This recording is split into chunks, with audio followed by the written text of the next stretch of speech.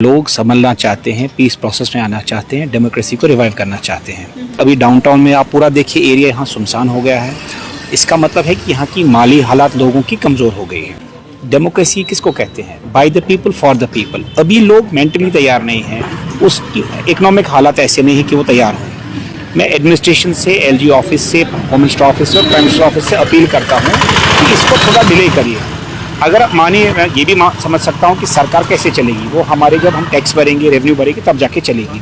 तो we have a alternative plan. अगर सरकार को रेवेन्यू डेफिसिट हो रहा है, जो बिग शार्क्स यहाँ हैं, जो बड़े बड़े होटेलियर्स यहाँ हैं, जिन्हें एनक्रोचमेंट की हैं, बड़े बड़े ब्यूरोक्रेट्स हैं, या फॉर्मर चीफ मिनिस्टर्स हैं, फॉर्मर डिप्टी चीफ मिनिस्टर्स हैं, या कैबिनेट के या स्टेट के मिनिस्टर्स थे, जिन्होंने लैंड एनक्रोच की है, हज़ारों लाखों कनालों की ज़मीन, उसको रिट्रीव करके आप अपना रेवेन्यू डेफिसिट पूरा कर सकते हैं। अब देखिए, कश्मीर एक बहरान के बाद पीस दिखी है कश्मीर में, और लोग संभलना चाहते हैं, पीस प्रोसेस में आना चाहते हैं, डेमोक्रेसी को रिवाइव करना चाहते हैं। अभी आपने देखा होगा 2019 के बाद, उसके बाद ही कोविड था यहाँ की इकॉनमी में। अभी डाउनटाउन में आप पूरा देखिए, एरिया यहाँ सुनसान हो गया है। इसका मतलब है कि यहाँ की माली हालात लोगों की कमज़ोर हो गई है। आप लगाइए, बिल्कुल मैं ये नहीं कहता हूँ कि प्रॉपर्टी टैक्स मत लगाइए, लेकिन हर एक चीज़ की टाइमिंग होती है। डेमोक्रेसी किसको कहते हैं? By the people for the people. अभी लोग मेंटली तैयार नहीं हैं, उस इकोनॉमिक हालात ऐसे नहीं है कि वो तैयार हों। मैं एडमिनिस्ट्रेशन से, एलजी ऑफिस से, होम मिनिस्टर ऑफिस से और प्राइम मिनिस्टर ऑफिस से अपील करता हूँ कि इसको थोड़ा डिले करिए। अगर मानिए, मैं ये भी समझ सकता हूँ कि सरकार कैसे चलेगी, वो हमारे जब हम टैक्स भरेंगे, रेवेन्यू भरेंगे, तब जाके चलेगी। तो we have a alternative plan. अगर सरकार को रेवेन्यू डेफिसिट हो रहा है, जो बिग शार्क्स यहाँ हैं, जो बड़े बड़े होटेलियर्स यहाँ हैं, जिन्हें एनक्रोचमेंट की हैं, बड़े बड़े ब्यूरोक्रेट्स हैं, या फॉर्मर चीफ मिनिस्टर्स हैं, फॉर्मर डिप्टी चीफ मिनिस्टर्स हैं, या कैबिनेट के या स्टेट के मिनिस्टर्स थे, जिन्होंने लैंड एनक्रोच की है, हज़ारों लाखों कनालों की ज़मीन, उसको रिट्रीव करके आप अपना रेवेन्यू डेफिसिट पूरा कर सकते हैं। अभी यहाँ कमज़ोर हो गए हैं जो लोग हैं, यहाँ एक माली हालात कमज़ोर हैं। तो मैं अपील करता हूँ कि उनको मेहरबानी करके उसको इस वक्त सख्ती न डालें, फेज मैनर में। आप कुछ समय के बाद, जब 2-3 साल, जब यहाँ हालात और पीसफुल होंगे, इकोनॉमिक हालात और बढ़ेंगे, टूरिज्म और बढ़ेगा, तब आप कर सकते हैं। लेकिन अभी मैं उन सबसे रिक्वेस्ट करता हूँ कि अभी ये टैक्स के बर्डन्स मत डालिए। देखो, सरकार कैसे, हम चाहते हैं डेवलपमेंट हो, वो सरकार कैसे करेगी? जब पैसा आएगा। और पैसा कौन देगा? अवाम।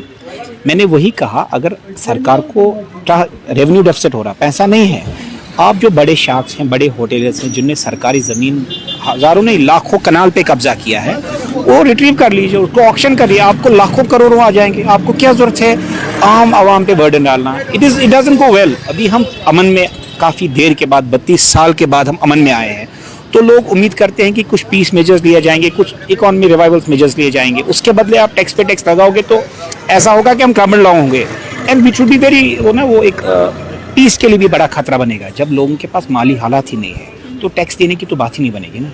आप करिए, मैं ये नहीं कह रहा हूँ कि प्रॉपर्टी टैक्स मत लगाइए, मैं कह रहा हूँ थोड़ा डिले करके 2-4-5 साल में, जब तक सरकार की पूरी कोशिश है कि यहाँ टूरिज्म को रिवाइव किया जाए, स्टार्टअप्स किया जाए, इंडस्ट्री को रिवाइव किया, उसके बाद ऑटोमेटिकली लोग खुशहाल होंगे, इकॉनमी, उनके हालात बढ़ेंगे, तो वो टैक्स वॉलंटियर करेंगे। अभी वो पोजीशन में नहीं है, इसलिए मैं अपील करूँगा आपके चैनल के थ्रू कि सरकार थोड़ा इस पर गौर सोच करे और रिवाइवल के लिए कोई और मेथड देखे। मैंने वही कहा, ये कॉन्स्पिरेसी थी जो यहाँ के लोकल लीडर्स थे, क्योंकि सरकार हो सकता है दिल्ली वालों के, लेकिन सिस्टम में आज भी लोग यहाँ के ही हैं जो इसमें चाहते हैं कि गरीब को तंग किया जाए। सरकार की क्लियर मंशा है, जो बड़े शार्क्स हैं उनको पकड़ा जाए, और आप देखेंगे ये ड्राइव बंद नहीं हुई है, आने वाले कुछ समय में you will see the big sharks, जिनको पकड़ा जाएगा और पूरा जो सूद समेत वसूल किया जाएगा।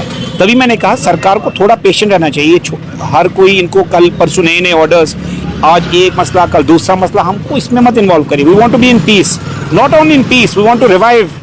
कश्मीर को रिवाइव करना है, एक इकोनॉमिकली सुपर पावर बनाना है। वो तब बनेगा जब पहले पीस आएगी। पीस के बाद लोग automatically they will be in economic affairs, वो अच्छे काम करेंगे, वो और एफर्ट डालेंगे और अपने पूरे कौम को आबाद करेंगे। अगर आप उसको इसी में जुंजाल रहोगे, कभी डिमोलिशन ड्राइव गरीब के खिलाफ, कभी टैक्सिंग छोटे, तो इससे नहीं बनेगा।